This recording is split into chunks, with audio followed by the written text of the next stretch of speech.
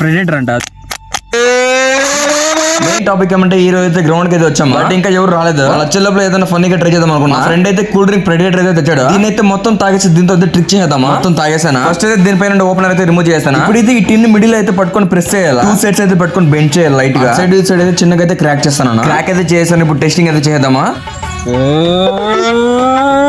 First అయితే try చేశాను కానీ రాలేదు.